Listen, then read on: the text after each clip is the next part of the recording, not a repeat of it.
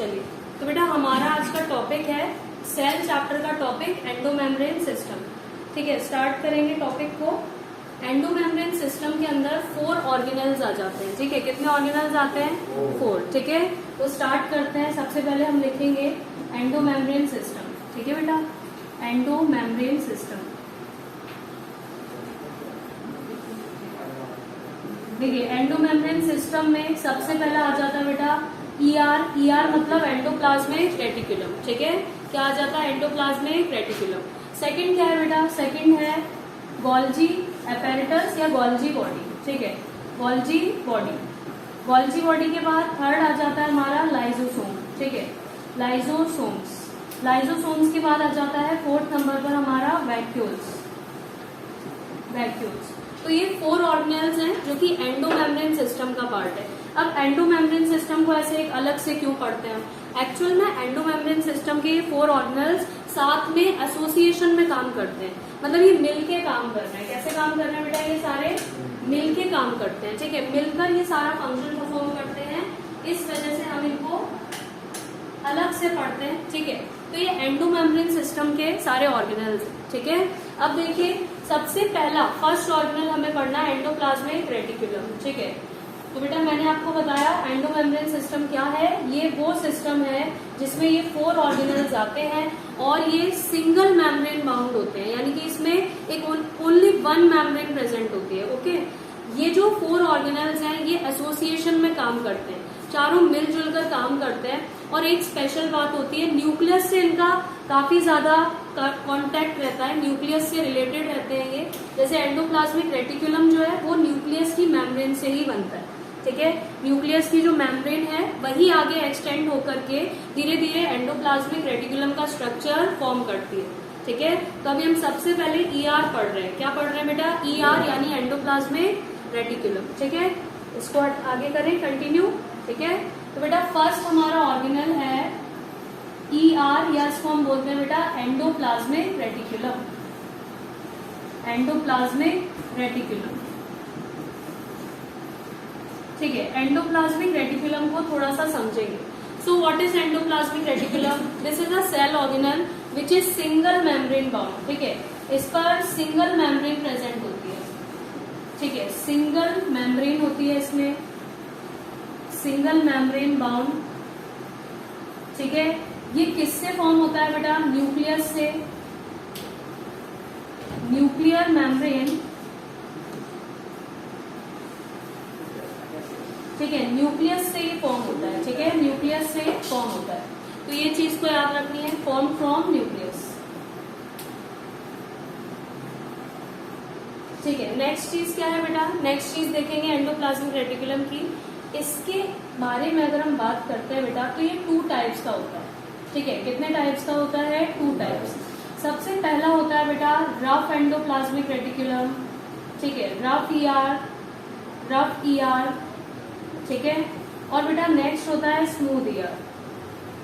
क्या होता है? स्मूथ ईआर, यानी कि rough endoplasmic reticulum and smooth endoplasmic reticulum. ठीक है, अब अगर इसकी सरफेस पर राइबोसोम्स प्रेजेंट है, ठीक है, क्या प्रेजेंट है बेटा? राइबोसोम्स, तो ये हो जाएगा रफ एंडोप्लाज्मिक रेटिकुलम। ठीक है, राइबोसोम्स ऑन इट्स सरफेस।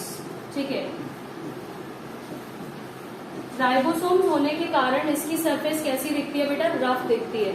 और स्मूथ एंडोप्लाज्मिक रेटिकुलम पर कोई राइबोसोम नहीं होते, तो नो राइबोसोम्स। ठीक है, no ribosomes on the surface, on the surface. That's why इसकी जो सरफेस है वो कैसी दिखती है बेटा? स्मूथ दिखती है। ठीक है, काफी स्मूथ रहती है।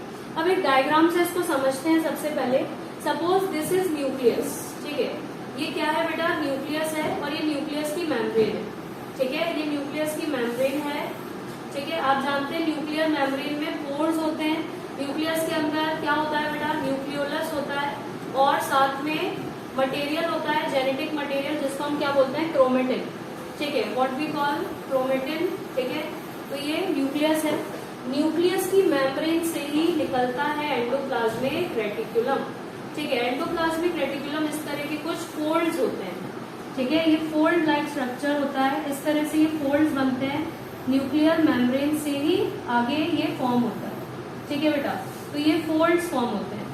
अब ये जो फोल्ड्स हैं, अगर इन फोल्ड्स पर राइबोसोम्स प्रेजेंट है, यानी कि इनके सरफेस के ऊपर प्रेजेंट है इस तरह के कुछ स्ट्रक्चर्स, तो फिर हम इसको बोलेंगे रफ एंडोप्लाज्मिक रेटिकुलम। और अगर ये स्ट्रक्चर्स नहीं है इसके सरफेस पर, तब हम इसको बोलते हैं बेटा स्मूथ एंडोप्लाज्मिक रेटिकुलम। तो ये जो डायग्राम है ये किसका है? एंडोप्लाज्मिक रेटिकुलम का। इस एंडोप्लाज्मिक रेटिकुलम का डायग्राम काफी सिमिलर है किसके डायग्राम से? गोल्जी अपैरेटस के डायग्राम से। गोल्जी का डायग्राम भी सेम दिखता है, लेकिन वहां पर फॉर्म होते हैं कुछ वेसिकल्स, ठीक है, कुछ गोल्जियन वैक्यूल, वो मैं आपको अभी गोल्जी पढ़ाऊंगी तब बताऊंगी, ठीक है। तो बेटा यहाँ पर ये एंडोप्लाज्मिक रेटिकुलम हुआ, ठीक है। इस साइड को हम बोलते हैं बेटा rough ER, this one is rough endoplasmic reticulum. And this side, क्योंकि यहाँ पर कोई भी राइबोसोम नहीं है, तो इसकी सरफेस कैसी है? स्मूथ है, इसलिए इसको क्या बोलते हैं बेटा? स्मूथ एंडोप्लाज्मिक रेटिकुलम, ठीक है, स्मूथ ER। सो ये चीज हमारी किसके बारे में बात हुई? एंडोप्लाज्मिक रेटिकुलम के बारे में, ठीक है। क्लियर है इतनी बात? तो यहाँ आपको इतनी चीज याद रखनी है, ठीक है। एंडोप्लाज्मिक रेटिकुलम 2 टाइप्स में डिवाइडेड होता है, rough endoplasmic reticulum and smooth endoplasmic reticulum. अब इनके फंक्शंस देखेंगे, तो बेटा फंक्शन समझते हैं दोनों के। एंडोप्लाज्मिक रेटिकुलम का क्या फंक्शन होता है? देखिए, एंडोप्लाज्मिक रेटिकुलम 2 पार्ट्स में डिवाइडेड है, ठीक है, एक तो रफ और दूसरा स्मूथ, ठीक है। तो रफ एंड स्मूथ के दोनों के अलग अलग फंक्शंस होंगे, रफ वाले के फंक्शन अलग होगा और बेटा स्मूथ का फंक्शन डिफरेंट होगा। तो रफ एंडोप्लाज्मिक रेटिकुलम, क्योंकि इसके ऊपर राइबोसोम्स प्रेजेंट है, और राइबोसोम को बोला जाता है protein factory of the cell, ठीक है। आप लोग याद रखना, राइबोसोम्स को हम क्या बोलते हैं? Protein factory of the cell. और बेटा न्यूक्लियस के अंदर जो न्यूक्लियोलस होता है, आपने पढ़ा है, this one is called nucleolus. एक राउंड स्ट्रक्चर होता है जिसके ऊपर कोई मेम्ब्रेन नहीं होती, ठीक है। न्यूक्लियोलस को हम बोलते हैं बेटा, न्यूक्लियोलस को बोला जाता है राइबोसोमल फैक्ट्री, यानी ये राइबोसोम्स की फैक्ट्री है, ठीक है। ओके, सो राइबोसोम्स क्या बनाते हैं? प्रोटीन्स बनाते हैं। राइबोसोम्स क्या है? Protein factory. तो बेटा रफ एंडोप्लाज्मिक रेटिकुलम में क्योंकि राइबोसोम होते हैं, इसलिए हम इसको बोलते हैं, ये जो राइबोसोम है इसका फंक्शन क्या हो जाएगा बेटा? ये प्रोटीन सिंथेसिस में हेल्प करता है, ठीक है। तो it helps in protein synthesis, it helps in protein synthesis, protein synthesis, ठीक है। It helps in protein synthesis, ये प्रोटीन बनाने में हेल्प करता है, ठीक है। कौन सा वाला एंडोप्लाज्मिक रेटिकुलम? रफ। क्यों बेटा? क्योंकि इसके ऊपर क्या प्रेजेंट है? राइबोसोम्स। और राइबोसोम्स का काम ही होता है प्रोटीन्स बनाना। क्या होता है इसका काम? प्रोटीन्स फॉर्म करना, ठीक है। नाउ स्मूथ एंडोप्लाज्मिक रेटिकुलम का फंक्शन दूसरे कलर से लिख लेते हैं बेटा। देखिए, इसका फंक्शन क्या होगा? इसके ऊपर कोई राइबोसोम नहीं है, सरफेस कैसी होती है? सरफेस स्मूथ होती है, ठीक है। तो बेटा यहाँ पर इसका फंक्शन क्या होता है? इसका फंक्शन होता है स्मूथ एंडोप्लाज्मिक रेटिकुलम का, दैट ये जो रेटिकुलम है ये लिपिड सिंथेसिस करता है, ये लिपिड्स बनाता है। लिपिड्स भी हमारे बॉडी में पाए जाने वाले कुछ बायोमोलिक्यूल्स में से एक है। हमारे बॉडी में कार्बोहाइड्रेट, प्रोटीन्स, फैट्स, लिपिड्स, ये सब पाया जाता है, ग्लाइकोप्रोटीन्स, ठीक है, फॉस्फोलिपिड्स, आपने बहुत कुछ पढ़ा हुआ है। तो बेटा लिपिड्स कौन बनाएगा? ये स्मूथ एंडोप्लाज्मिक रेटिकुलम। साथ में कुछ हार्मोन्स होते हैं बॉडी में जो स्टीरॉयड नेचर के होते हैं, स्टीरॉयडल नेचर के हार्मोन्स। ये बेटा कौन कौन से हैं? टेस्टोस्टेरोन होता है मेल्स में, ठीक है, मेल हार्मोन का नाम ही है टेस्टोस्टेरोन। ये आपने क्लास 8 में भी पढ़ा था एडोलसेंस वाले चैप्टर में। और बेटा जो इसके अलावा फीमेल्स हैं उनमें होता है एस्ट्रोजन, प्रोजेस्टेरोन। दोनों जिस नेचर के हार्मोन है वो नेचर वाला केमिकल या वो नेचर वाला जो सब्सटेंस है वो ये स्मूथ एंडोप्लाज्मिक रेटिकुलम बनाता है, ठीक है। तो इसके क्या फंक्शंस हो गए? 2 फंक्शंस हैं। देखिए, सबसे पहला बेटा लिपिड सिंथेसिस, ठीक है, lipid synthesis. And second function होता है इसका स्टीरॉयडल हार्मोन बनाना, ठीक है। तो स्टीरॉयडल हार्मोन सिंथेसिस, ठीक है, स्टीरॉयडल हार्मोन सिंथेसिस, ठीक है, या प्रोड्यूस स्टीरॉयड, इस तरह से हम लिख सकते हैं। स्टेरॉयडल हार्मोन प्रोड्यूस कर रहा है, प्रोड्यूस स्टेरॉयडल हार्मोन, ठीक है,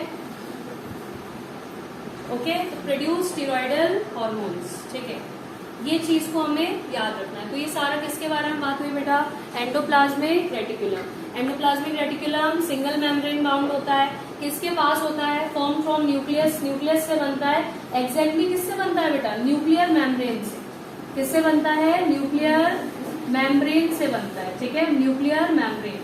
ये 2 टाइप्स का होता है, smooth endoplasmic reticulum and rough endoplasmic reticulum. जिसके ऊपर राइबोसोम्स होंगे उसको क्या बोलेंगे बेटा, रफ एंडोप्लाज्मिक रेटिकुलम, और जिस पर राइबोसोम्स नहीं होंगे उसको क्या बोलेंगे, स्मूथ एंडोप्लाज्मिक रेटिकुलम।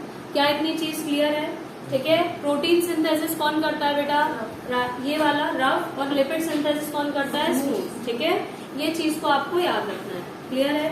किसकी सरफेस आपको रफ दिखेगी, रफ वाले की, रफ ईआर की, और किसकी सरफेस एकदम क्लीन स्मूथ दिखेगी, स्मूथ ईआर की, ठीक है। तो this is all about endoplasmic reticulum, ठीक है, क्लियर हुआ सभी को।